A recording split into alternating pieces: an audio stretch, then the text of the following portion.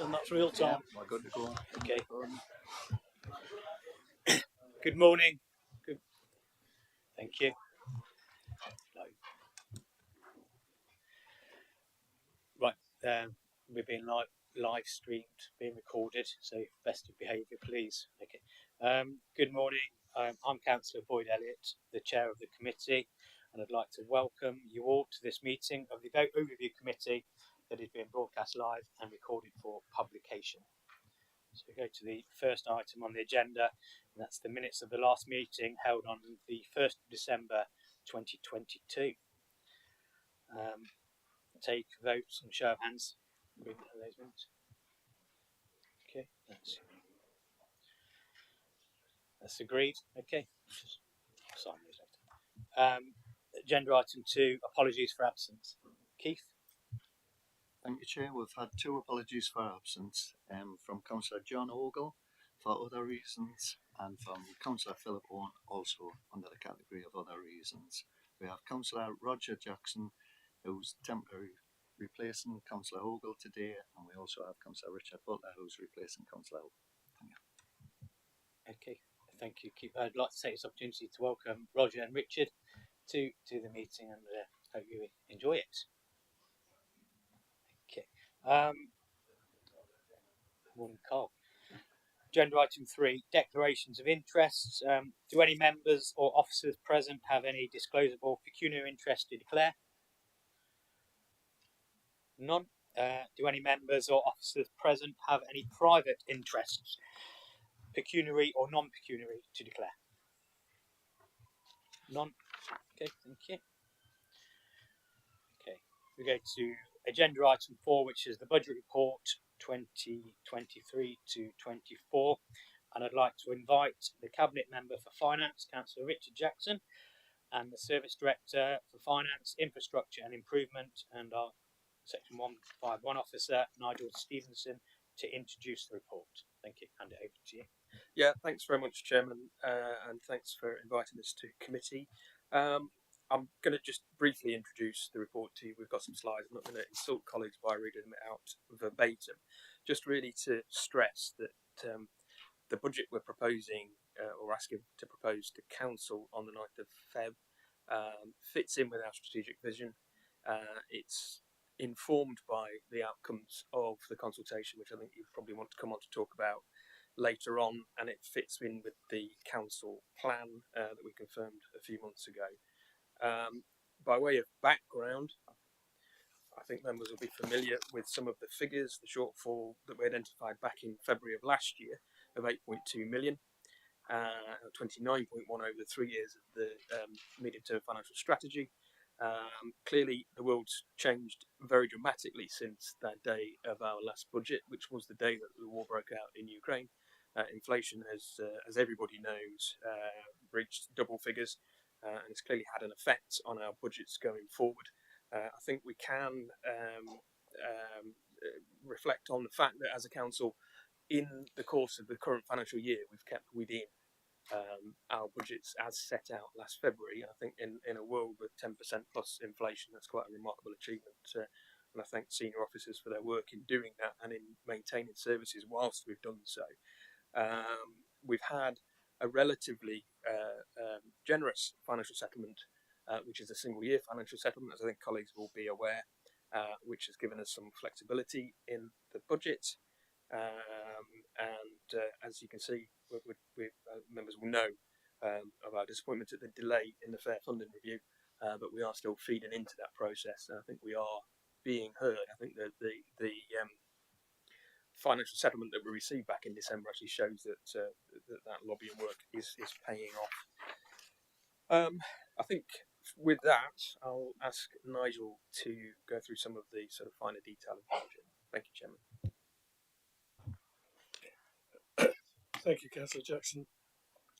I think I would just go through the bit of the touch on the events that we've seen during 2022, which obviously in terms of the build-up of the budget, and I know I've been to committee before in terms of giving a bit of the build-up in terms of the background to the budget process.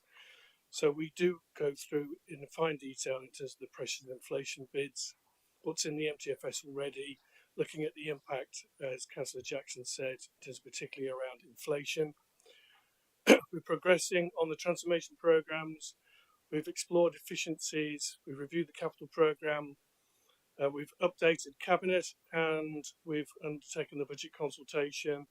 And I think this will be the third time to overview around the build-up and the process to the budget. We've had the fiscal event in September, the autumn statement in November, and finally the provisional local government settlement just before Christmas, and we'll hopefully have the final local government settlement towards the end of this month or early next month. Briefly touch on the budget consultation, which is in the cabinet papers. It closed on the 2nd of January. We had 2,452 responses. Overall, the majority of respondents wouldn't like reductions to services, and most of our respondents would actually rather see an increase in council tax than a reduction in services. You'll notice from the report there's been an additional year as we roll the MTS forward into 26-27.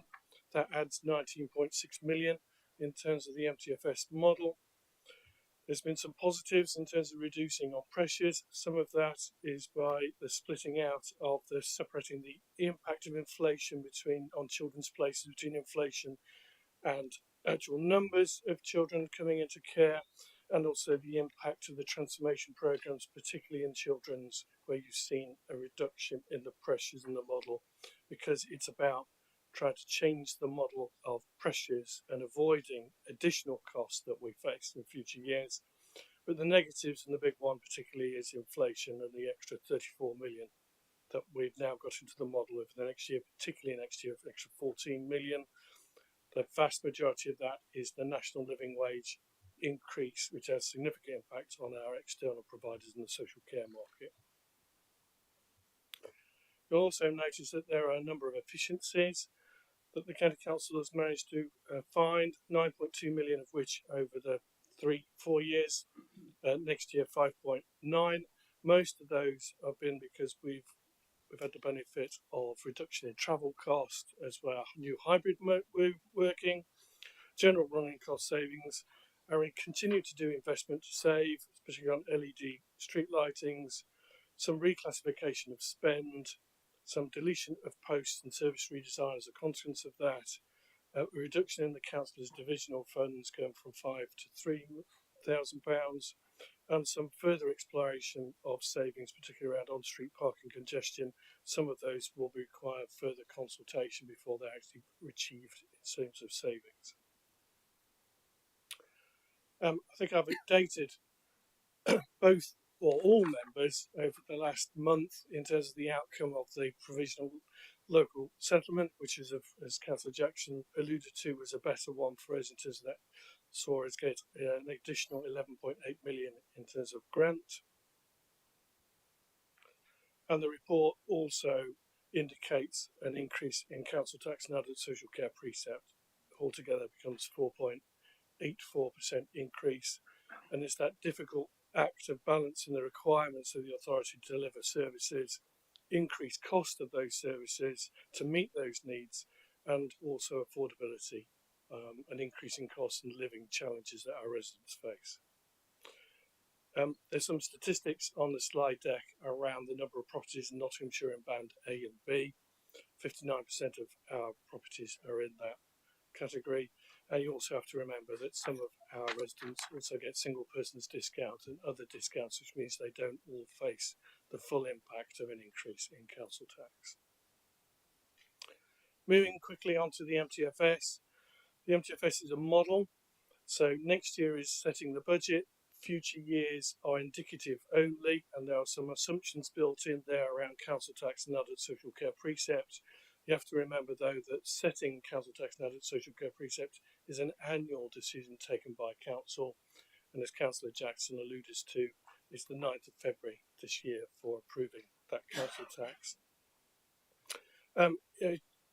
You'll notice from the model in the cabinet paper that it still shows that there's an indicative funding shortfall over the MTFS of 31.7 million.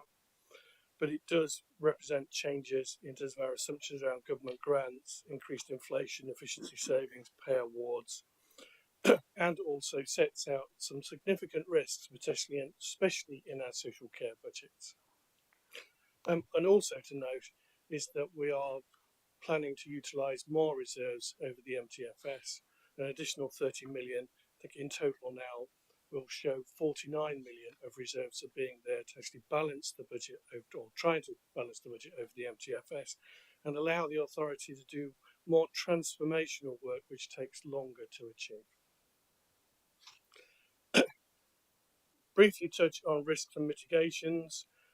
The red boxes obviously being the risks. Those around inflation, will it be higher? Will it stay with us longer? And therefore our assumptions in terms of future years may not materialise in terms of where we go in terms of our modelling on inflation. Every year we roll forward the MTFS and we then undertake a new review of pressured inflation. We tend to see some increases, like I'm hoping that our transformation programs, as they start to emerge, will mitigate some of those pressure increases. There's always a risk that savings that we identify in the model may not be achieved. Some of them will be slipped. That becomes obvious, particularly as some of our savings are built into the MTFS, require further consultation, and therefore you will rethink and react to the consultation, which means some of the savings may not be achieved. We'll also touch on election cycle, which is more to do with decision-making points in terms of when it's how difficult it is for members in terms of making decisions around service changes. Social care reforms, as colleagues will know, that social care reforms were announced as being delayed by 2 years, and additional funding was given to local authorities, but particularly for market sustainability and discharge funding. There's a lot of debate still in terms of what the social care reforms mean and will they be delayed by 2 years. The paper came to Cabinet in July, set out some significant risks for the authority which are not shown in the MTFS, what might come out in terms of the social care reforms. You'll also note from this that it's getting harder and harder to find savings or reductions from services because they're quite vital for the services and our residents in terms of what they require to be met.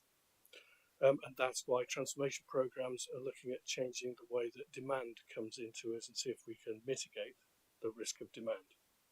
As a consequence of that, I think it's important to note that, in my professional opinion, the level of general fund balance this authority may need to keep over the MTFS will stay at around 35 million. And to put that into context, in terms of how much we spend over the year, that works out about 11 days of spend. Moving on to reserves, you can see then over the MTFS, we're planning to spend 71 million. As I mentioned earlier, 49 million of that is to just carry on with balancing the budget to allow us further transformation.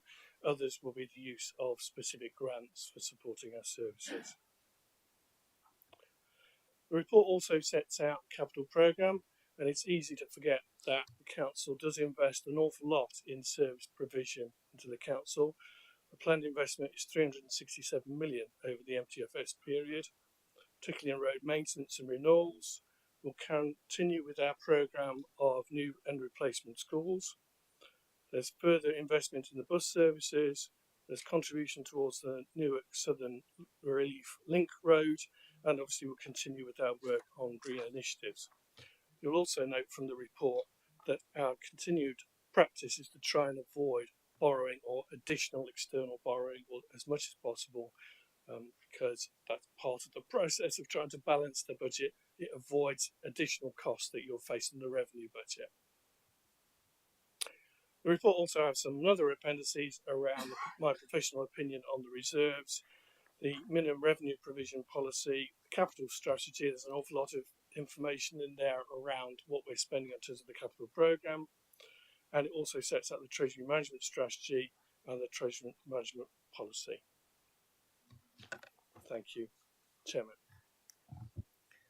Thank you very much there for that very informative presentation. I'm sure because it was so informative, we won't have that many questions. I'd like to open it up now for debate. And Councillor Quigley. Thank you, Chairman. I know a lot of the bits and pieces are in the report, but could we just have a run through of the assumptions that have been made in the budget and how accurate and robust we think they are, bearing in mind all the inflationary pressures and wage awards and everything else that's happening in the world at the moment? Thank you. Thank you for your question. We try and plan as much as we can in terms of our assumptions to the budget. Like I said, next year, even though we've got what our assumptions are for next year in terms of pressures and inflation, who knows in terms of whether inflation will be longer and harder and continue at a higher rate. That will always be an issue for us in terms of balancing that risk.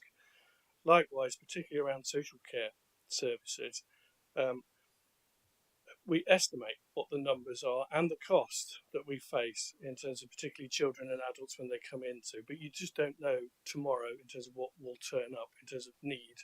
And it's important to know that the council's policy is to meeting need, so therefore you'll know that that means an issue for us in terms of what the budget is. But we do make some best assumptions in terms of that, and I think the comment that Councillor Jackson made in terms of where we manage our budgets in year, we haven't had an overspend for a few years, and that demonstrates in terms of how robust we are in terms of managing our budgets, whatever the assumptions are. As it gets into further years, we can only speculate in terms of what those additional pressures that we'll face, and as you mentioned, Councillor Quigley, around pay inflation and what their national living wage policy will be. As I say, a particular impact to us will be national living wage, and that's only set once a year by central government, even though there are, in March, the Low Pay Commission does set out what their assumptions or consultations may be. It still is within a range. We do as much as we can, but it is only based on the known knowns. Yeah, we build in therefore an element of contingency, and why we hold general fund balances to try and balance out the other risks or assumptions that we may get wrong. Thank you. Thank you. Councillor Kerry. Yes, thank you, Chairman. Just following on from that, so it's the known knowns out. And I know it's difficult to talk about risk and what, and I've seen the extra slide on there where you show risks and mitigation. What are the key ones, and where are they reflected in the budget of those?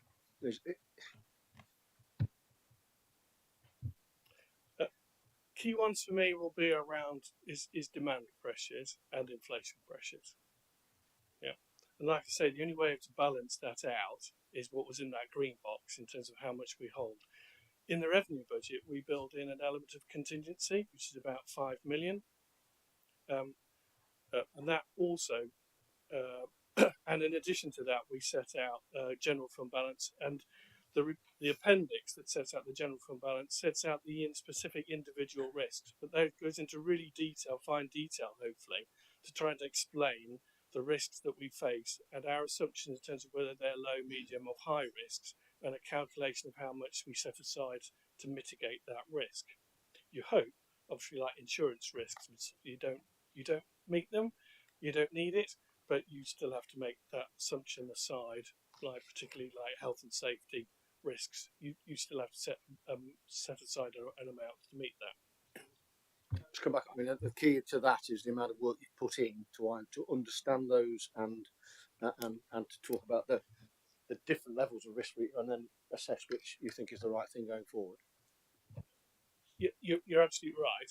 What we don't do, or we moved away since I became the Section 151 officer, was this general assumption that we hold a percentage of general fund balance to manage all risks. We moved to an actual measurement and understanding of the risks that the council face, and therefore setting aside an individual amount to meet those particular risks. And just to add to that, I mean, the current financial year is obviously exceptional for several reasons. Every time we've reassessed the assumptions, they've worsened throughout the last year. But we've been open with it, and Nigel particularly has been realistic with it. When we look at other councils, I think we've seen almost in some places a kind of hoping for the best attitude. We've never been there. It says somewhere in the presentation we've just given that the local government settlement was about £11.8 million greater than we anticipated, and that's because we've almost sort of taken the worst case scenario in the assumptions that we put through, and that means we were sort of planning for the worst, and that's why we're in a better position now than we might have been. So, in normal years, if there is such a thing, NIDRA's assumptions are usually pretty much bang on. I don't think anybody 12 months ago setting a budget would have had anything like the sort of assumptions that we've seen play out over the last 12 months. I think you happy, Councillor? Okay, thank you. Councillor Moxon. Thank you, Chair. Move you all the way. Just thinking about the going back to the inflation and the volatility in the market. I'm just wondering what exactly the impact that has had on this budget. The volatility of external markets, inflation. You talked about wage inflation and that sort of what exact impact has that had on this budget? Thank you for your question. Yeah, you'll see particularly in there in terms of an appendix, we try and set out in detail in terms of our assumptions along particular lines of what we see as the pressures or inflation that we build in there. And next year, this nearly adds up to 45 million of additional pressures of inflation that we're facing. And it's over 114 million across the MTFS. But I'm very proud of the way that we approach identifying pressures and inflation. We're open and honest about that. We don't try and pretend that they're not something that we're going to face. We identify them and then we look to what measures we can take elsewhere to try and mitigate some of those. That helps us with the debate and understanding for all parties, for the public in particular, but also in our discussions with central government, as Councillor Jackson alludes to, in terms of I think that's been the strategy that's has worked best in terms of trying to get additional money out of central government to those demands that we recognise as being true that we're facing. Thank you, Councillor Moxon. A good question. I've got Councillor Creamer. Excuse me. Thank you, Chair.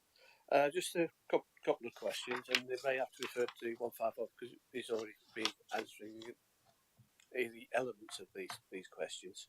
So yes, technically, Councillor Jackson. Council has to raise by 2.84% with adult care precept rising by 2%. The maximum possible tax rise is 3 or 5, including the precept. So what is the average household saving as a result of not putting tax up by 0.16%? I believe to be around 2.6 for council tax band D as about 5p a week.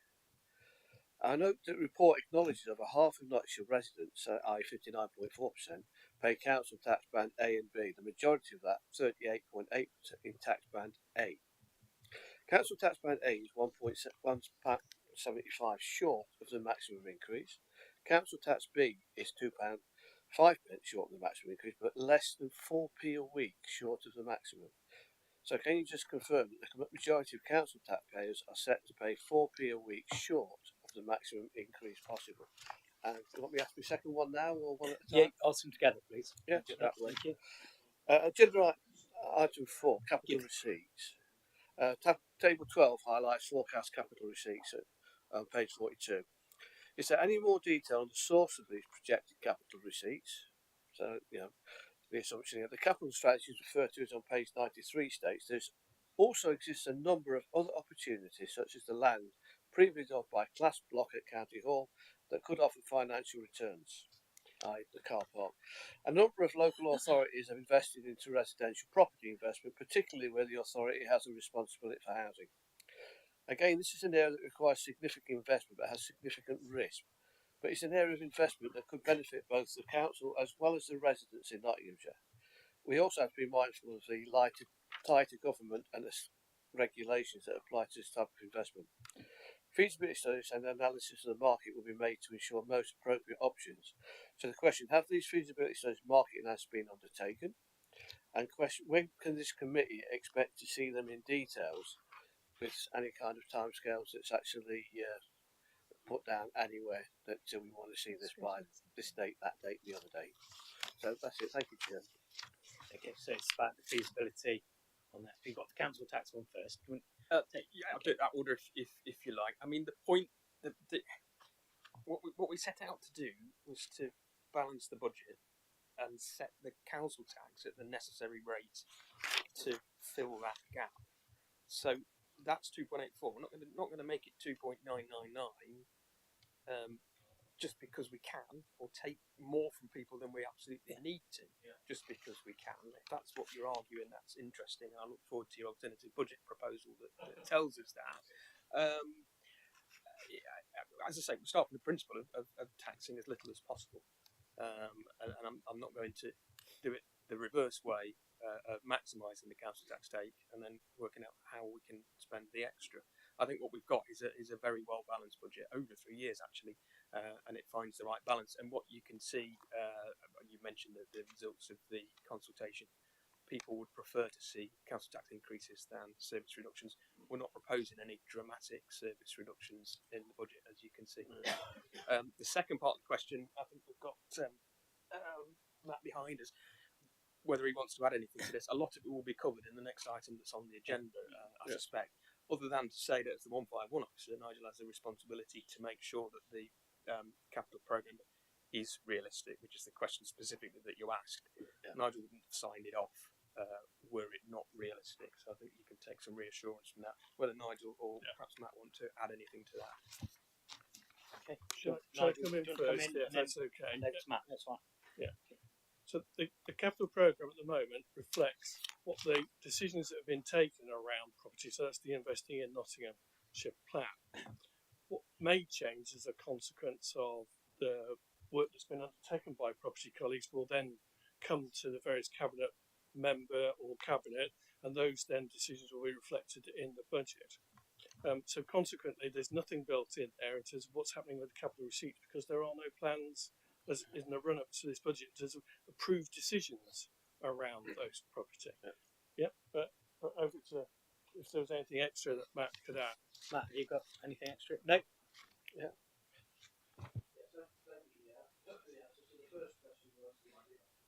Microphone, please.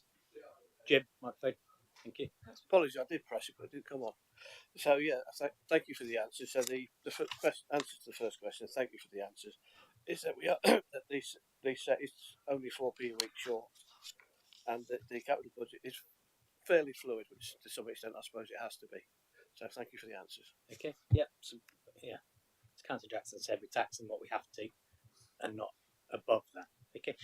Councillor Fold. Yeah, thank you, Jim. Just one on a completely different topic. I'm really concerned about the number of responses you had to your budget consultation. So what I'm asking, I know we've run through this before and I understand all the issues, but can I ask that we scrutinise how we consult in this authority? Can that please be added to the scrutiny? If you look at the work programme, we've actually got a review of how the county council does its consultations, and that's coming in May. Okay. Well, it's a bit late, but okay, Well, thank you, that's fine. Can't bring it Okay. further forward. The work programme's populated as it is, but we have brought that one forward. So the consultation for the next budget will be a lot earlier. Okay, and that will be like a full scrutiny at this committee, will it? Yep. Okay, thank you. That's great. No, thank you. I mean, in terms of the risks, I know we share a lot of the risks that have already been said, and particularly about inflation. I mean, particularly as the ABR that's quite low in kind of terms of predictions, and the Bank of England, I understand, is much higher. So I just wonder if perhaps if we could see some models at some stage where there is inflation at a high level, so we can see what the impact might be if we weigh out. Because I mean, none of this is any criticism of Nigel and his team. Predictions are amazing; you do some really good job, but you don't have a crystal ball. And I wonder if we should be more prepared for a much higher rate of inflation. Yeah. And the other thing as well, I just wanted to raise, and again, I think it comes a little bit to what Councillor Moxon just said. It is about the kind of the wider issues here about the situation, the really difficult context in which we're working. And I know when asked what the main issues were, Nigel responded, demand and inflation. But what about the wider context in which we're working?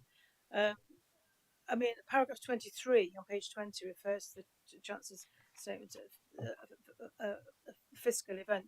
I noticed it was in the slides, but not in the paragraph. not in paragraph 19. I mean, there's this massive fiscal event that Hugh George damage. We're interested to know what impact that might have on this council.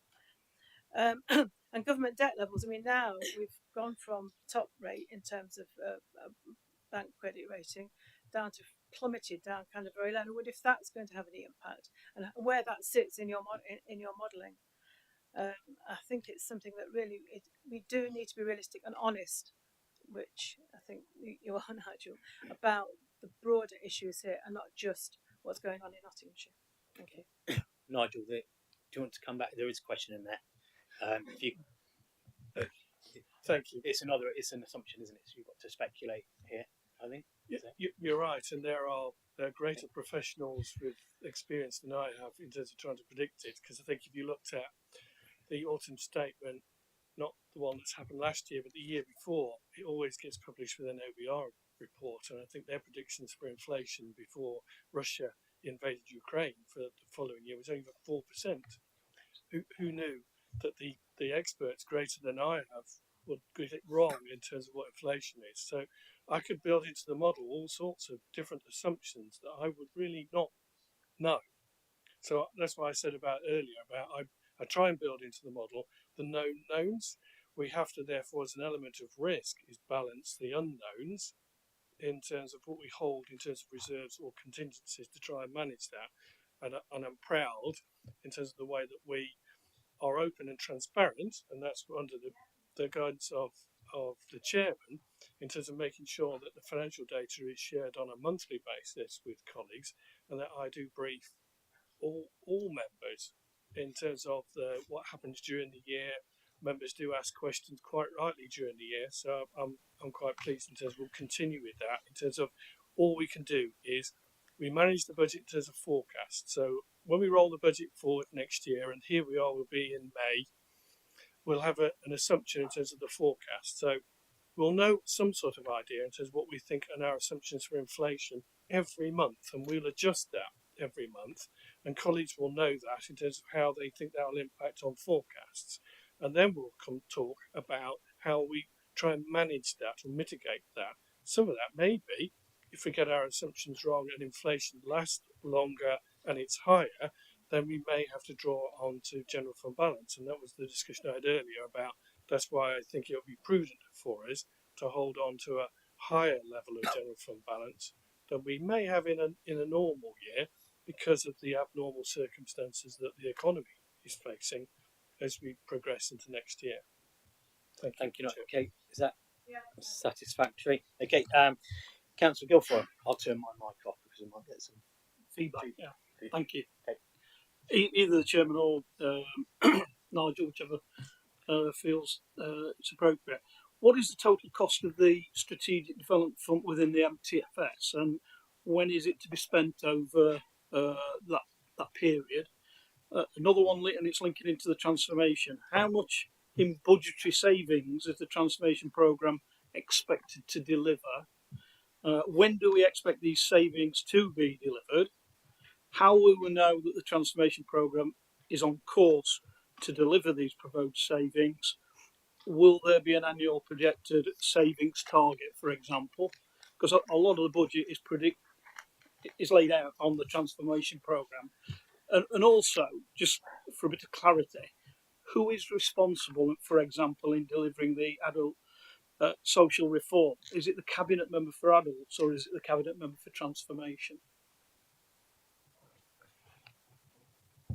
Yeah, thanks, Glenn, for that. The first part of your question, it's 17 million. In terms of the transformation programme, that's £3 million per year.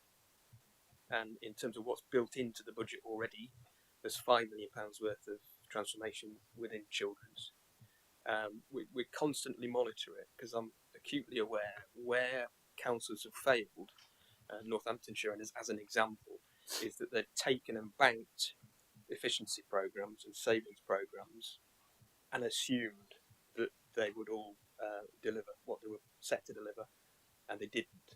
So we need to be absolutely on top of this, and we are. And we monitor, like I say, we monitor it constantly.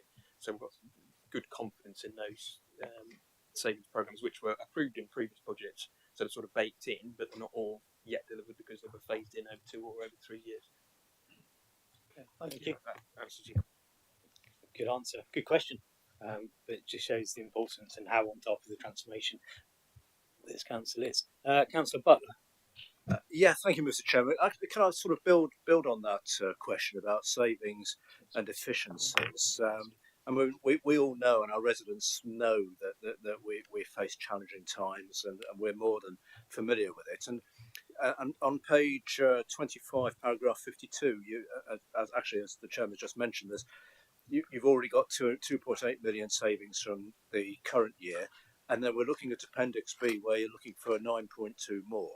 What are we going to do about, or what considerations are we giving about the potential risk of some of these savings or these additional savings, especially on Appendix B, perhaps not being achieved? And also, you touched on your slide as well about a possible consultation process as and when necessary. So how will we manage that process, please? Richard, do you want to pick that up? And it's a similar answer to the previous question, really. It is constantly reviewed, and obviously, with the volatility of the last 12 months, it's something we've had to look at all of those savings programs to make sure that they are still realistic in the context of a new world we're in. Some of them actually will deliver greater savings because, in some efficiencies, there's sort of oil-related products and products that have rocketed in value, and of course energy, the savings are greater than they would otherwise have been, which is sort of a perverse benefit of it, if you like. But just reassure colleagues really that it's constantly monitored. Thank you. Okay, can we just go back to Councillor Guilford? There was one point about who's responsible for the transformation. Melanie may be able to answer. Who was responsible for the adults, or okay, Yeah. Melanie. Yeah. So, Chairman, there'll be a range of people responsible for adult social care reform because it's a header for a whole raft of legislative changes. Some of that would sit within my remit as statutory director. Some would sit within the cabinet member for adult social care, given it might have a budget condition, and some of it would sit within cabinet because it's likely there'll be some policy changes. So there's a whole raft of initiatives, so that responsibility would be shared amongst that group of people. Okay. Just to add to that, Lynn, sorry I didn't pick that up in my answer before. We have a series of working groups. We had a 2-hour session yesterday that looked at Melanie's department. We do the same in children's, we do the same as a workforce review, and we do the same for place.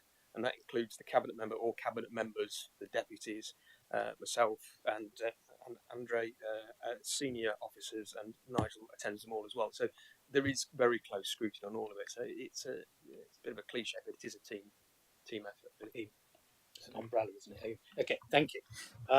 Councillor Roger Jackson. Thank you, Chairman. We all know as a council we have sort of borrowing commitments for this council, but I think Nigel did indicate that it probably wasn't looking at any more borrowing going forward. But I just wondered whether we've had to reconstruct our repayments going forward now with all the budget pressures going forward. So do we have to look at our borrowing repayments going forward? We've set out over the 4 years an aspiration to reduce the amount of borrowing in terms of the percentage of our revenue budget, and it sits around 10% and has fallen over the last few years. There's no fresh borrowing in this year's budget as planned. To put that into context, there are councils around, and there's one in Nottinghamshire in fact, whose borrowing costs are over 30%, or about a third of their revenue budget. We're not in that world, and it's almost a kind of investor save program where we pay down our borrowings because it obviously reduces the effect on the revenue budget. Thank you. Councillor Carr. Thank you, Chair. I've 3 questions. All right, do you want me to do them all at once, or Are they similar? No. No. Okay. Well, let's hear them. Okay. The first one. Right. First one is the fair funding review that we've been promised for a long, long time now by the government. It's been kicked up the field more often than Forest goalkeepers kick the ball up the field. And how frustrated are we that we can't get any definitive decision, which would make a huge difference to assumptions that we have made for the future borrowing. Band all councils have to express their council tax as of Band D. Why is it that our communications department in press releases always refer to Band A? And the social precept, would the council accept that that's probably one of the worst ways that you can fund adult social care, albeit that money is raised in one part of the country by a social precept would be more or less than other parts of the country, and doesn't take into account the need of those areas. Also, of course, social precept doesn't take into account people's income. The people with on a huge income and somebody with a mediocre or average income in the same banding would be paying the same amount, whereas national insurance accounts for how much you earn. And also, I accept that councils all over the country, whatever colour they are and who they're being run, have got huge pressures at the moment and are looking at ways to save money. But I would hazard to guess that reducing the councillors' CDF funds from 5 to 3 is not a good idea when a lot of voluntary organisations are struggling for money. A lot of voluntary organisations need reminding that we've got this money, and they need it. And it's just simply a bad idea. I'm sure that, well, it's an observation, okay, and a question, if Right. you like, because Okay. obviously an observation very often does require an answer. And also, just being cheeky here, I noticed that we had the risks and mitigations. I don't expect an answer for this one. And put elections as a risk. There are at least 7 of us on this side that would put it down as a mitigation. But there you go. Thank you. So, before I hand over to, I know Nigel will be able to pick at least 2 of those up, Richard. So, are you asking that is a consideration for cabinet, the councillor's divisional fund? Yeah. Right. So it's the wrong decision to make.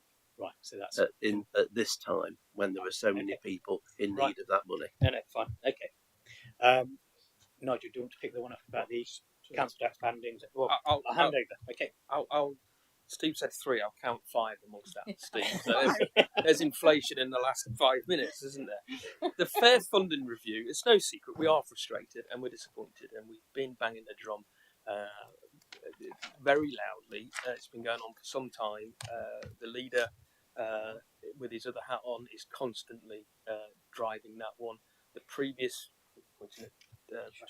the previous chief executive with his national role was constantly banging that, as the current chief executive is. Nigel with his national role is, I do it every opportunity as well. I think to be fair, over the last couple of years, with COVID and now with inflation and cost of living, everything else that we're facing, it may not be the right time for that. What I would say though is we are £11.8 million better off in the local government finance settlement than we expected to be. And I think that is in large part down to the lobbying that we've been doing, because we're disproportionately better off than some other councils. So I think the message is getting there. I'd love it to have got there sooner, and there's no secret in that. Band D, Band A, Band A and B. I think the reason we talk about Band A and B is because the majority, it's well over 50% of residents are in Band A or B. And so it's relevant to more people who are seeing the stuff that we put out in the media to talk about the council tax as it affects them. You're right, the national comparator is Band D. It's a bit misleading when you look at councils elsewhere where they have far higher proportion of properties in higher bands. And I think actually, if you're looking at the average paid by council taxpayers, it's probably a better comparison than the other. On that, I'll give you the opportunity to correct some of your social media stuff, which said that the average increase in council tax was you first of all said £72, then you corrected yourself and said it was £75. It's actually just under 60, to be clear on that. So the average council taxpayer in Nottinghamshire will pay just under £60 extra in total, so council tax and adult social care precept, as a result of the budget that we're proposing. The adult social care precept, is it the ideal way to fund adult social care? No, it isn't. We've got this review which is coming down the line, and we know it's delayed by 2 years, and I think we're equally frustrated by that delay as we are by the fair funding review delay. But it is what it is, and it's the only mechanism that's open to us to fund adult social care. I'm sure all members would agree it's the most important thing that we do, and it's the way we have to fund it. I take your point on CDF. I'm sure that'll be part of the chairman's report, which will go to cabinet on Thursday. You've got the opportunity to put alternative budgets in, and I'm sure if you're doing that, you'll restore the CDF and show us how you're going to pay for it and what you would save elsewhere in order to pay for it. We can disagree on elections and what the mitigation is for that. Elections come around, they're in the diary. We'll see what the public think. We'll see what the public think when they get the opportunity to comment. I don't know, Nigel, whether you want to add to anything. No. Thank you, Councillor Cole. That's why I asked you if it was a question. It's been noted. We'll read through the recommendations that will go to cabinet at the end of the question. So I've got Councillor Smith. Thank you, Chairman. 2 questions, if I may. The first one, I've read media reports that are speculating that we have over £300 million in reserves. Now, I've read this pack 2 or 3 times and I can't see any reference to £300 million. So I wondered if some light could be shone on how much reserves we actually have available and what the strategy is for using them. Second question, which Councillor Jackson's alluded to a few times today about a higher government settlement this year than we thought. I think it's some £11 million extra, and I just wondered what difference that has made to the budget proposals we see today. Thank you. We've covered some of this, haven't we already? So Yeah, thanks. it's good Thanks, news. So let's hear it again. Yeah, you're right in terms of the reserves. It's there are lots of reasons why we hold reserves. Some of the reserves we hold because there are conditions to their use, because they are government grants or they're NHS money, Section 256 monies, or their school balances, or they're related to PFI reserves, and you don't want to dip into PFI reserves because they are there for meeting the long-term costs of the PFI scheme that we're signed up to.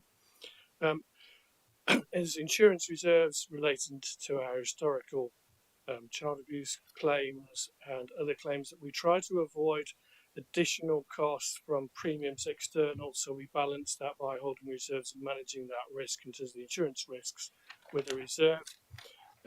When you discount all of those, including the 17 million that we've got set aside for transformation costs, because as I mentioned earlier, that's what we're trying to do in terms of this transformation that will mean we're financially sustainable going forward, you're left with that general fund balance of about 35 million. And that equates, as I said, about 11 days worth of spend. There's the additional grant money. It goes back again to Councillor Jackson's response in terms of how to balance the budget, because lots of councils are putting maximising tax and also at the same time making significant cuts to services. What we've managed to do in terms of balancing that, in terms of, I know Councillor Jackson was being very kind to me in terms of assumptions. The 11 million give us that ability to look again at savings options that we need to make, managing that in terms of efficiencies, balancing that with the council's plan in terms of what we're trying to do in terms of delivering services and changing mindsets around services and increasing community provision to what is that ultimate in terms of what you have to manage in terms of the council tax.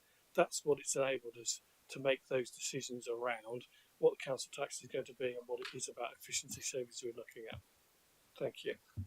Thank you. Councillor Shaw.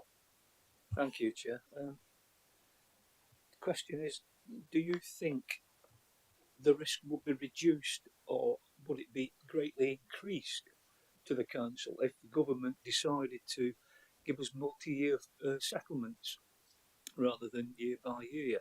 The reason for the question is that year by year risks harming the quality and value for money for services that we can impact on for the county, because we can only forecast problems in front, and this also has an impact on hiring staff on short-term contracts with and impacts our partnership relationships with partners.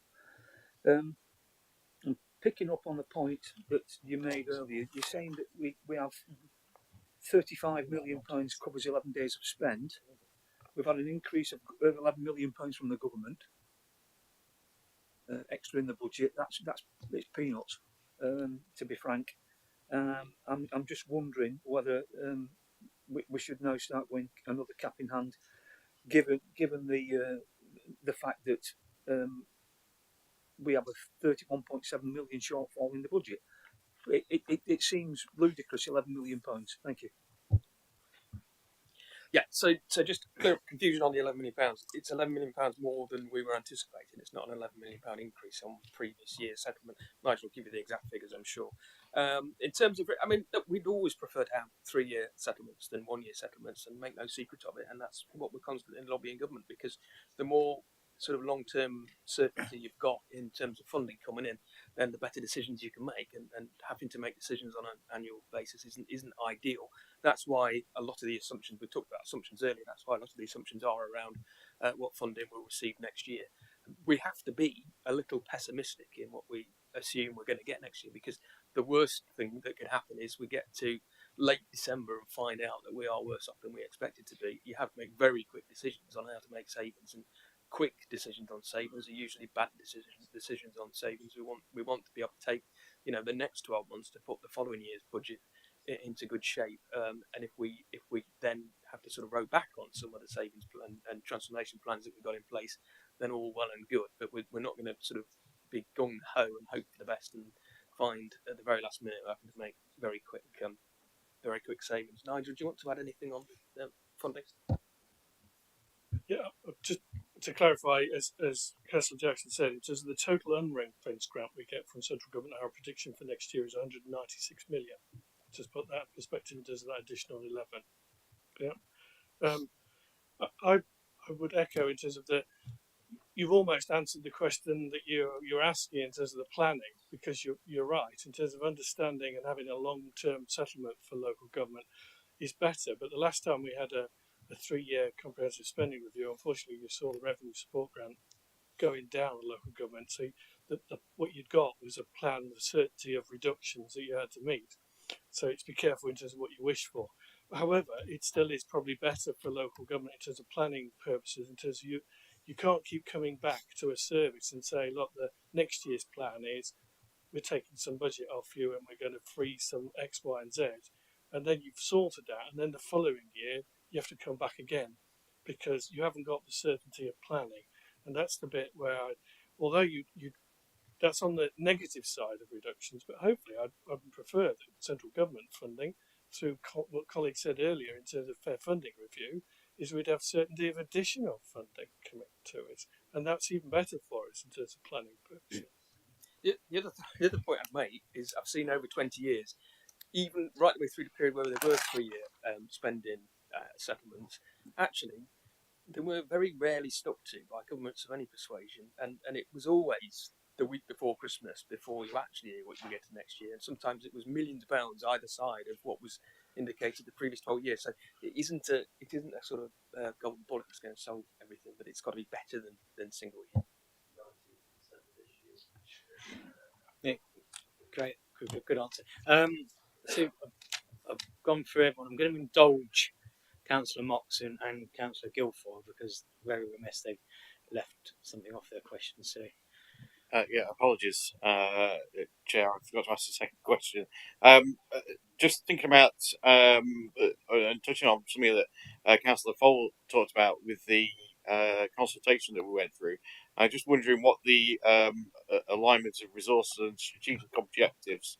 How does that align with the consultation that we undertook? Yeah, thanks for that. I mean, it does, as I said in the presentation at the very beginning, it does.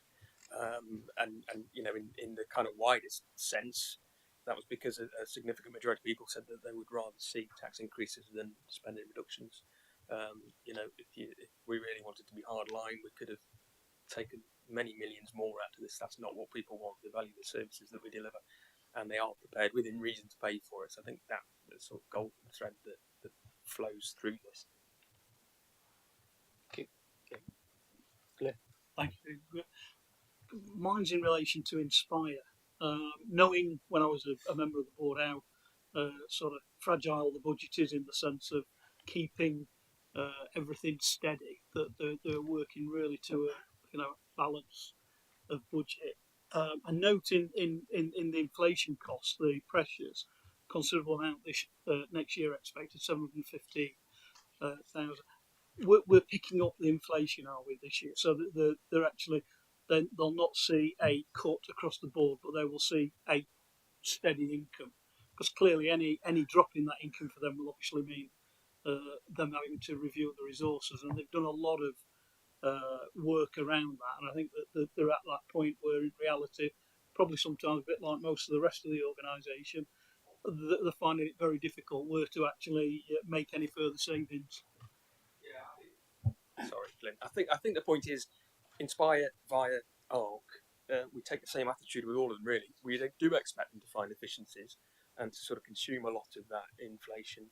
And the fact that we aren't seeing any library closures, we're not seeing any reduction in library hours or services delivered at libraries. In fact, the opposite is the case with Inspire, shows that they are able to do that. We've sort of worked very closely with them to make sure that they can do that and maintain all the services that are given within the funding that they've got and the inflation rates that they've got, and they've managed to do it so far, which I think is all credit to them. If I can, yeah, I give credit to them. I just think perhaps a discussion from you with all the board members, because they do find it difficult sometimes to understand the political side of the way finances work. So it may be worth the discussion.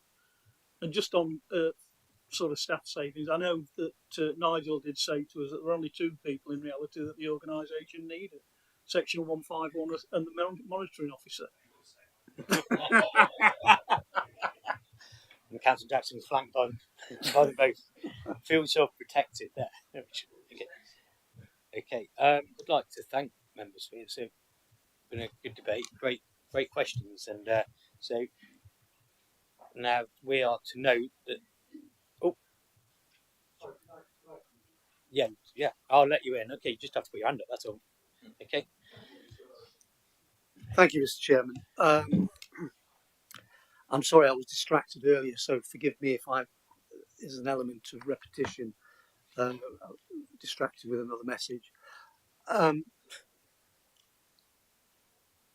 Mr. Chairman, I'd like to perhaps Councillor Jackson may be the person to answer this question, but I was struck by a comment I heard, I think, at full council last week, and forgive me if I'm wrong. I heard the phrase or something similar to bid and beg, and am I being unfair if I said I thought I heard it from Councillor Fold? Well, I heard somebody mention, and I thought to myself, that absolutely nails the situation that we seem to be in nationally. We have on page 29, paragraph 67, a list of grants that the County Council have received in the last, or will receive. And I realise that there has been shocking events internationally, which has pushed everyone off course.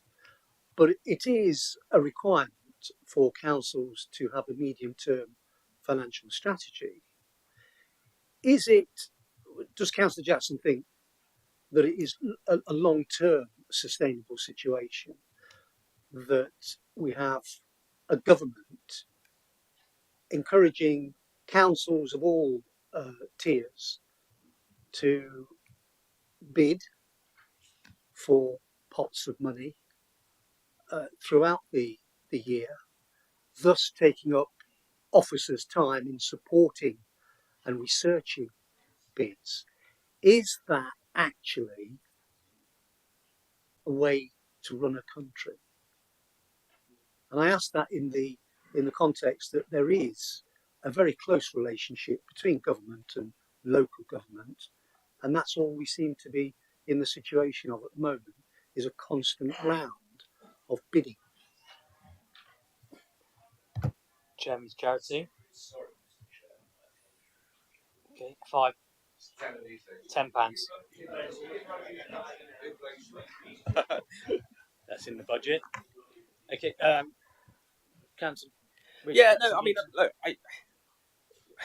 is it ideal? I don't know, but we're talking about huge sums of public money. I don't think it's unreasonable to expect councils and other bodies bidding for it to have to make a very strong business case that money is going to have some effect. So, you know, I wouldn't want to see money sort of doled out willy-nilly.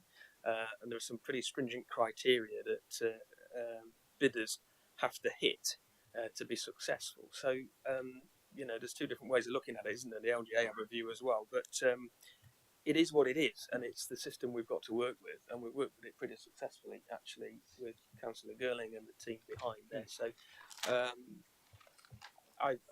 there's got to be controls, and there's got to be justification for spending that sort of money, and I think it you know, there are successful bids and unsuccessful bids in the county and up the road in the city, and I think we can probably see good bids from bad bids, quite honestly.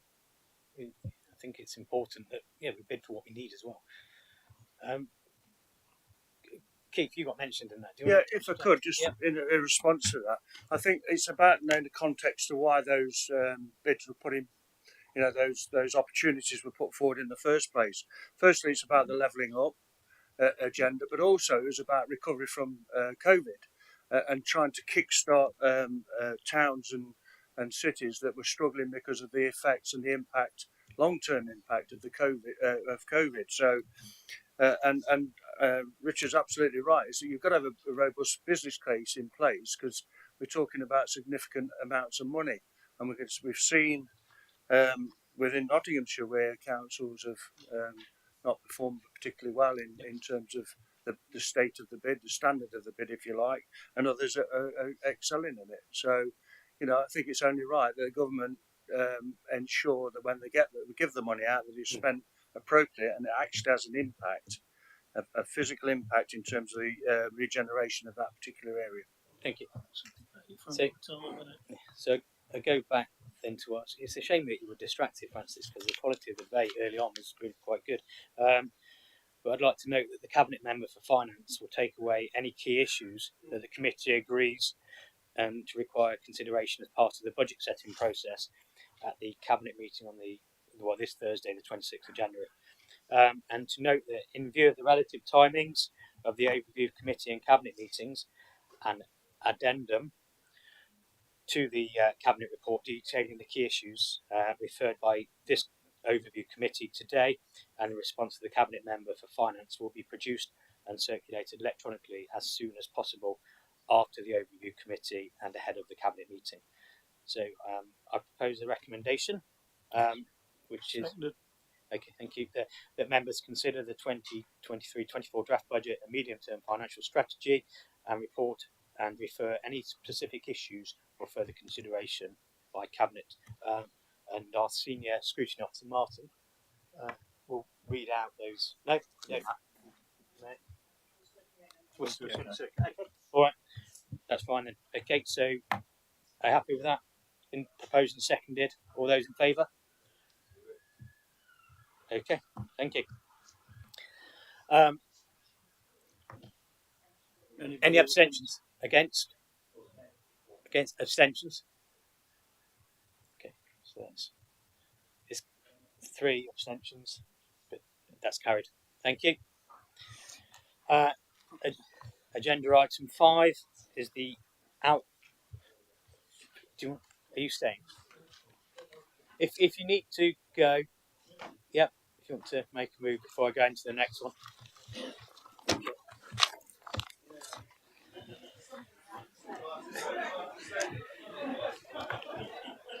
Thank you for your attendance in it. Okay. Thank you, Nigel.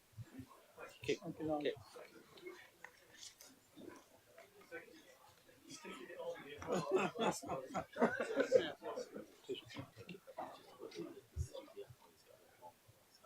Okay. So agenda item 5 is the outcomes of the scrutiny review of council office buildings, and I'll invite our senior scrutiny officer Martin to introduce the report. Yeah, thank you very much. So this is the first scrutiny task and finish review that were completed under the new governance arrangements. It all went back to the, if you remember back in, I think it was my very first day when we planned the work programme in this committee, it was agreed that this would be a task and finish group. So the purpose of the report today is to share with the overview committee the findings and recommendations that have come from the review, and to seek the endorsement of the committee for the recommendations to be sent to the cabinet member for their consideration. So obviously the review was agreed at the meeting. Subsequently, then the chairman and the vice chairman worked with myself and officers in the department to come up with a scope. And that's detailed in the report, but it was to gain an understanding of the council's buildings that make up our office accommodation, and to establish what the council's building portfolio might look into the future. The review supported a lot of council objectives, most notably the Investing in Nottinghamshire programme, which has been renamed, the hybrid working strategy, the MTFS that we've heard a lot about today, and also the Nottinghamshire plan. So the review was carried out by a series of meetings with officers and members, and we also had a tour of the sites, which was really interesting and enlightening. I think that was a really valuable point. So thank you to everyone who arranged those and participated on those. The recommendations that have been made by the group are set out at pages 121 to 128 of the agenda pack.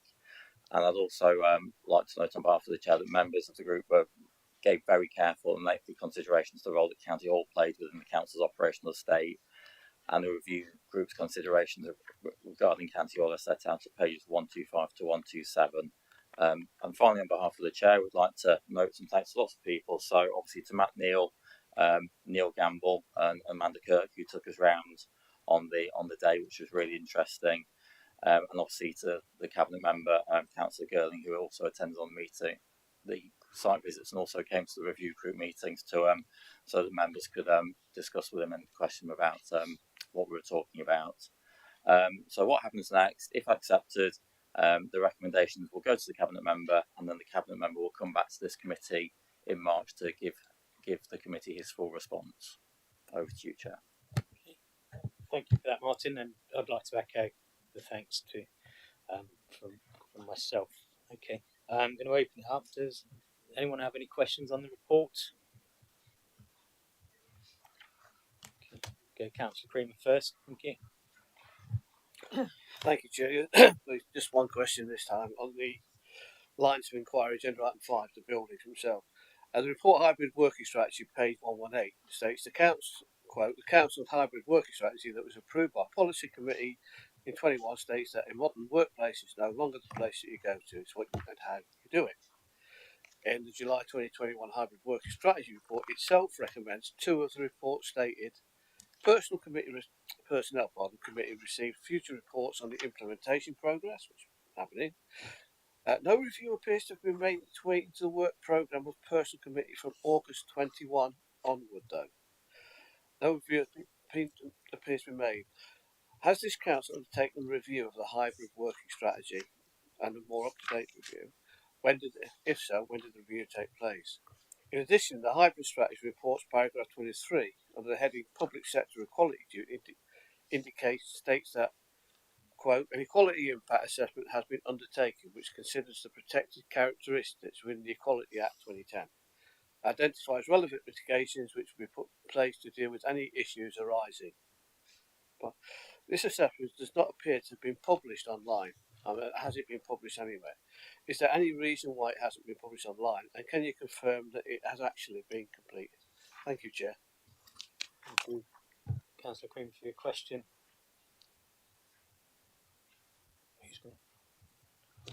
Got Derek with us. No. Yeah, thank you for the question, Councillor Creamer. I'm looking at you, Martin, in terms of a review of the hybrid working strategy and where we are in terms of the possibilities of that now. But it's worth noting, Councillor Creamer, that I think the timescale that you mentioned in the question, we're at the point of transition to the cabinet system. It may be something that we need to think about and pick up and come back to you on. But Marge, you may wish to comment on that as well. Yeah, I mean, I would agree with you. I think it's something we need to do as part of this investing in Nottinghamshire programme and looking at our resources as well. So I think that's something for us to do. I don't think it's been done. You've missed it, or we haven't told you. Councillor Creamer. Just the final, but just given the answer, will it be given actually some urgency so it can be done quickly? Will it be on the website as soon as possible after completion? Okay, thank you. Okay, Derek, do you want to come back on that? And just to come back on the second question around EQI A's, as far as any particular equality impact assessments are concerned that are required as a result of decisions that the council or the cabinet member may make relating to our office rationalisation programme, they'll be, of course, undertaken and completed in line and in accordance with the timescales for the relevant decision, as and when they're made. Thank you. Councillor Poll. Yeah, thank you. I mean, just to follow up on Jim's question. I mean, the hybrid working thing. I mean, certainly sitting on the East Midlands councils, this comes up regularly about the impact on staff. I think it's really important that actually this is done kind of carefully. And I know this work's been done at East Midlands councils that I think I'm sure you get those those documents, but if you don't, I chair the board that looks at this. Let me know. I have the information. But really, the impact of hybrid working. There's some real concerns out there about staff and how it's impacting on them in different ways. Some good ways, but some not so good. And I think please, that really does need some extra work. So thank you. Okay, right. A couple of questions. I've got a question here about the ratio of staff per desk. So first to say, is this really a helpful indicator of how we use our buildings? Because if so, looking at the ratio that's kind of in the report, County Hall is actually at the top of that list in terms of efficiency, and Trentbridge House is at the bottom. So just a question about that. So really, I suppose, are you saying, because if the columns are accurate and you think that it's a high ratio of staff per desk is helpful, then really County Hall seems to be kind of well up there. I just would be interested to know, interested in a kind of response to that. I think as well, the county buildings energy strategy is referred to in the plan. I'm using the data in this report, full-time staff. The total energy use in our buildings, Trentbridge House again is actually less energy efficient than County Hall. So these questions are really about what we're doing with County Hall, and I've just gone to kind of ask, I think probably which is a main question, because there have been reported by Councillor Girling. I mean, I've got a quote from here, Councillor Girling. It's costing about $5 million a year to keep County Hall going, and we've done a survey, and it's going to cost us around $50 million over the next 10 years. Not necessarily disputing with the sum, but can we see the survey? We've been asking for this a long time. Okay, if there's a good business case and you bring the survey to us, but we have not had a chance to scrutinise that. And just to keep saying it's 50 million, it's 50 million, it's 50 million, without actually giving us how those costs are made up, isn't very helpful, and it's not enabling us to do a scrutiny job properly. I think the other thing as well, and it's an associated thing, and I know Top Wig Hay is kind of up there as an important new building and its environmental standard, all the rest of it, but clearly there will be significantly more costs just to build Top Wig Hay as it was kind of originally being planned. I mean, we all know that. I mean, cost of materials will have gone up, but also there's all sorts of rumours, and again, that we've had no kind of evidence of, but actually we're going to be moving more stuff into Top Wig Hay. So to be honest with you, we would just like to scrutinise some of the things that are actually coming out in the media that actually we've not had party to the detail to. It's actually really quite frustrating when you're trying to scrutiny. And if you make the case that that's not going to be a problem, but you're not giving us the opportunity to scrutinise the County Hall versus Top Wig Hay balance about what we do with it properly. Thank you. Derek, do you want to? Yeah. Thank you. Yeah, thank you for the question. Obviously, what this report is a set of findings from the Task and Finish group that was put together by this committee to agree both the scope of the work that it's undertaken and then to deliver some recommendations. The members are now commenting upon the recommendations of the Task and Finish group rather than necessarily the work of officers or our services. But what I would say is that as we move into a phase of assuming that the report is approved today, considering decisions on individual aspects of our office estate, and also, of course, reporting back to future meetings of this committee in terms of the response that the chairman mentioned earlier on for the March committee. There will be further opportunities then for members to examine and explore the various business cases and the cases for change that we develop associated with individual office buildings, including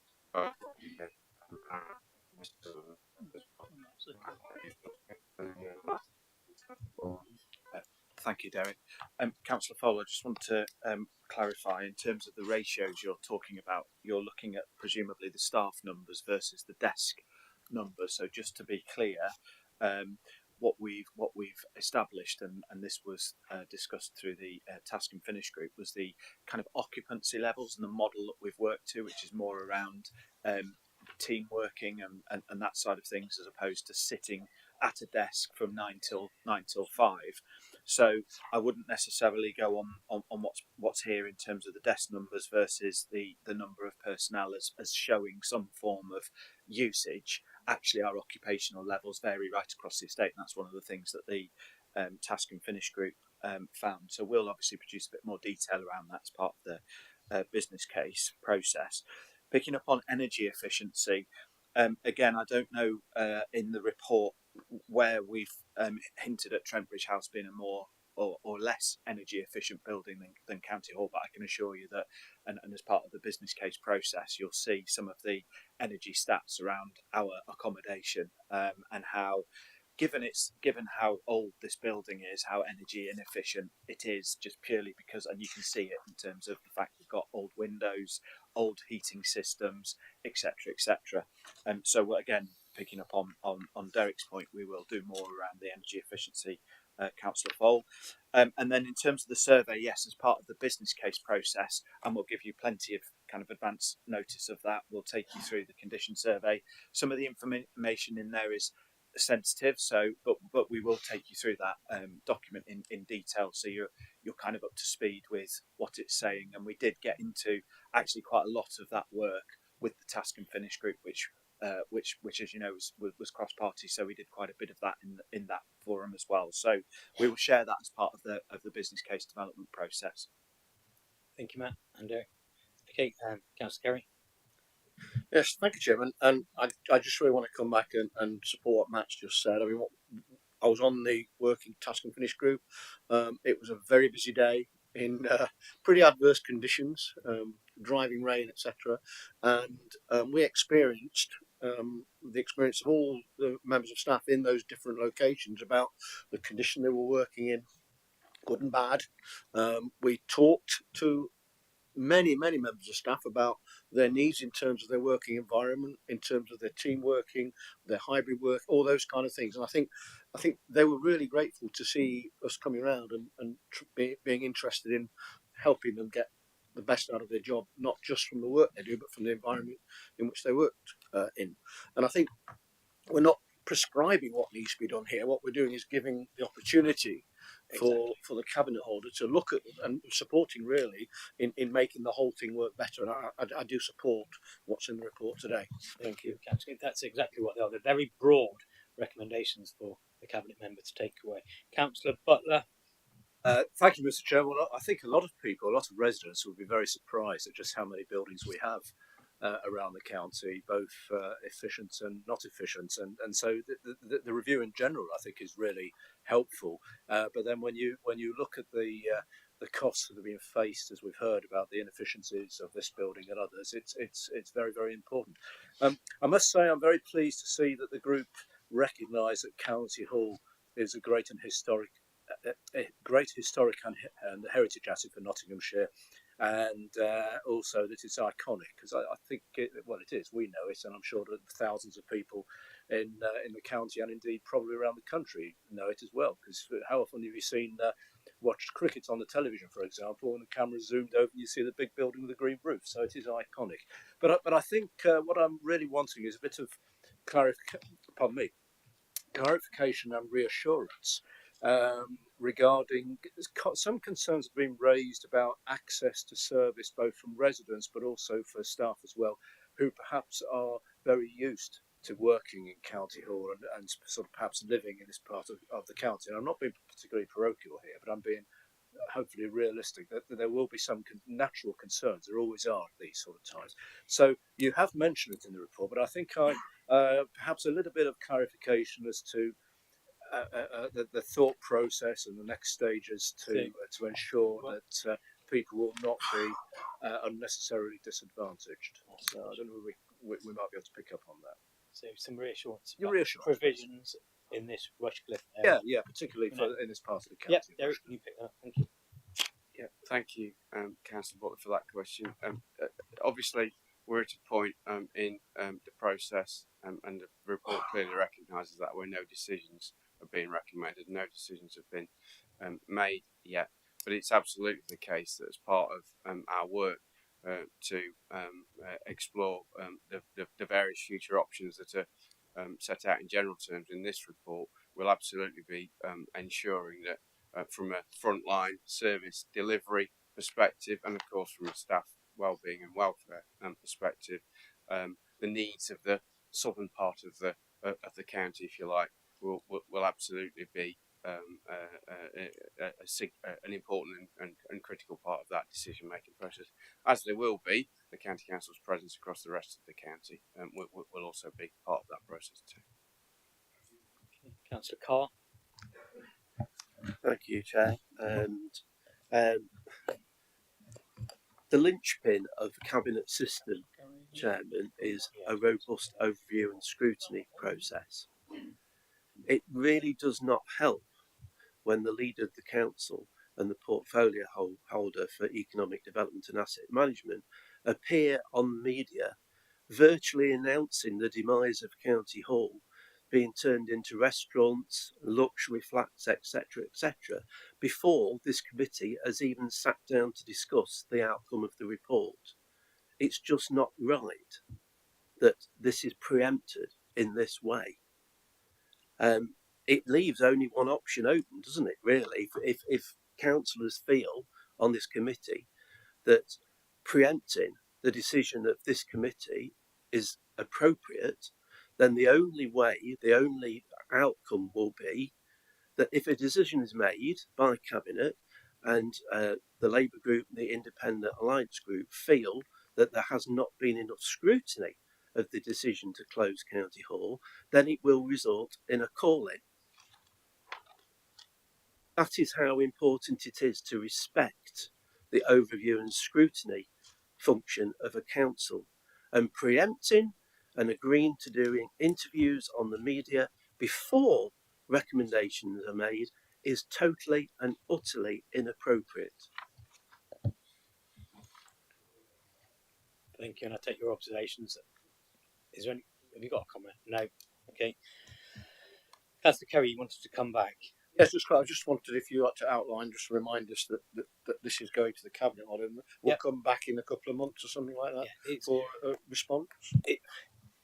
The way the overview scrutiny process works is we agree the paper today, it goes to the Cabinet member for EDAM, and they have the process is they have 2 months to bring it back to the scrutiny. So it is scheduled in our work programme. Councillor Carr, yeah. Yes, I realise that, Chairman, but there'll be councillors on this committee who will be thinking, as I am, that decision has already been made, because people, the leader and the portfolio holder are appearing on the television announcing these things. how can we have confidence in overview and scrutiny on this subject when it would appear that the decision has already been made? Councillor Guilford. Thank you, Chair. In relation to the sort of resolutions and recommendations in here, they are very low. I mean, they're asking for reviews to take place, and I think the key thing for me is the fact that it states, in particular around this building, that a very strong business case needs to be made, in particular about County Hall and its future worth as a building that we use or a building something else. I think I can understand how you feel, because obviously, you know, we were shown plans of a future for County Hall which have been drawn up. So obviously there has been some, which I presume that's what cabinet members are authorised to do. There has been some issues and discussions around its future use. One of the things that I would hope that we do as we're going through this is better consultation with the staff. I mean, at the start of the time when we did the first meeting, I asked that question about, have staff been consulted?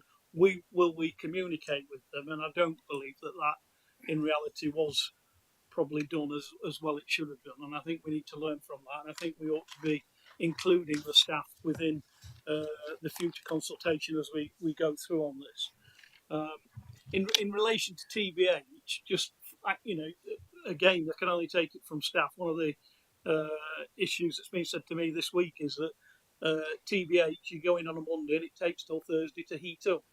So again, and one of the reasons was that is I was out actually with an highways officer who said he was part of the team that went into TBH to do works, and they took all the insulation out. There is no insulation apparently in the building because they had to remove a lot of old stuff because of asbestos, etc., etc.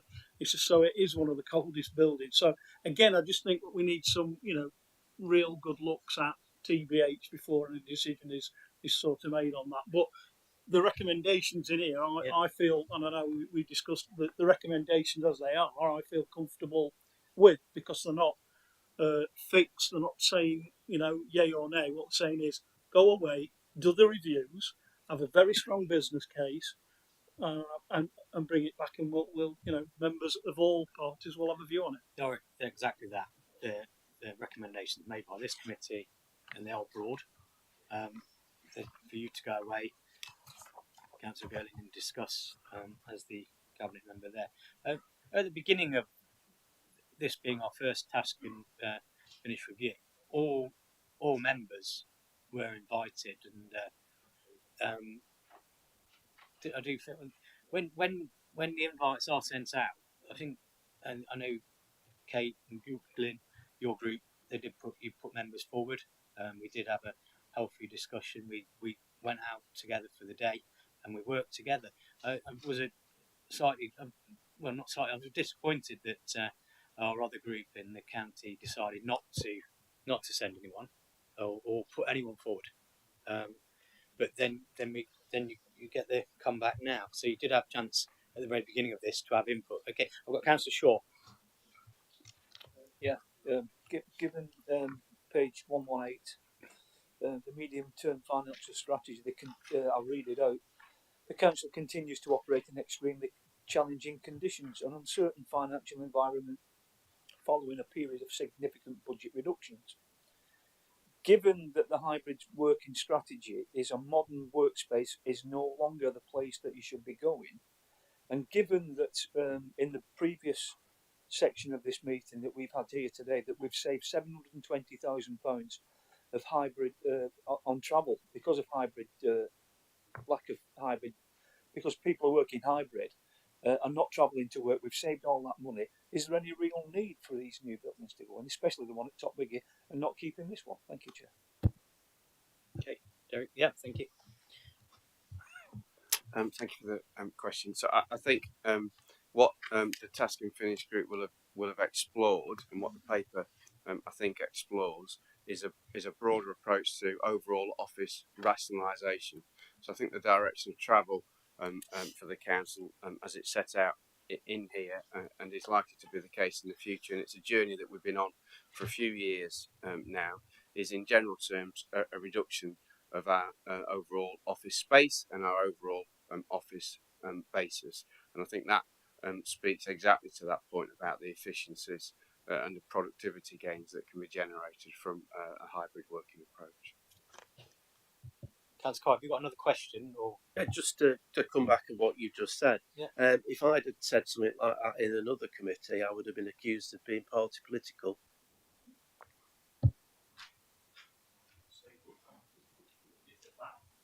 didn't even get a response to the emails for the invites. Okay, but thank you anyway. Now to move the I'll read the recommendation out. It's that the recommendation for this scrutiny review of the council buildings, as detailed in the report, be endorsed and referred to the cabinet member for economic development and asset management for their consideration. So we're not making the decision; it's for their consideration. So I propose that. Do you have a seconder? Second, Councillor Fold. Can I just say, just before we vote for that, can we have your absolute what the word is really? Can we be absolutely sure when we vote for this that there are no plans firmed up to sell County Hall? And just to say to you, I think the difficulty we've got, and going back to what Councillor Carr was saying, what is in this report, which is entirely reasonable, and we're very happy to to vote for it, are quite different from what some of your members are saying, both publicly and privately. And I'm trying to say that to be helpful because this is happening on a regular basis. Your members are telling some of our staff and some of our public that County Hall is to be sold. So can we please have a public assurance that has not been agreed, and that actually when the business case comes it will be an open, scrutinised decision that we're made on the basis of the business case. If you can give us that Derek? Assurance, then we will vote for it, but we won't if you're not. Derek. Thank you, Councillor Fold. Happy to confirm that no decision has been made regarding the future of County Hall.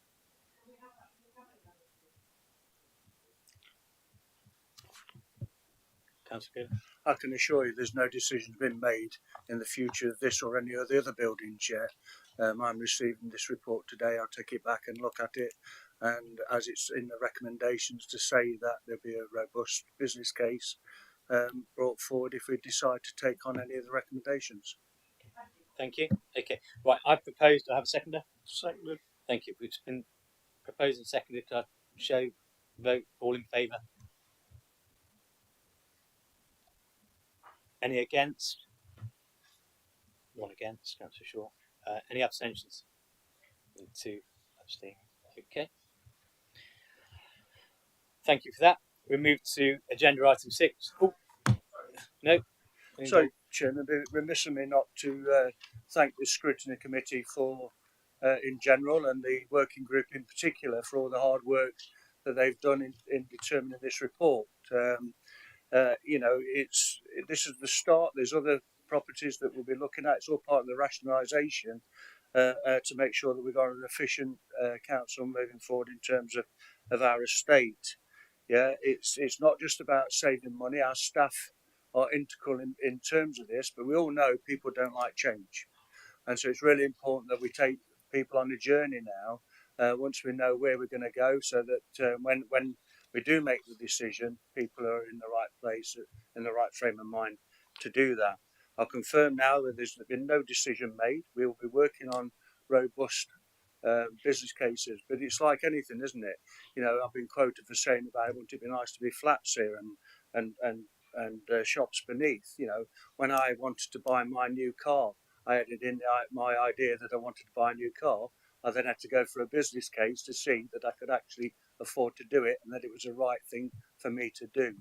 That is what we'll be doing as the next step. So we have not predetermined. And what we will do with these business cases, we'll make sure that it's good for the staff, good for the services, and also good for the planet. Thank you, Chairman. Thank you.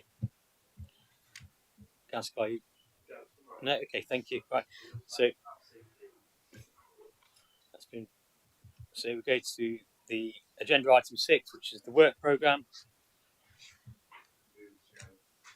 Martin.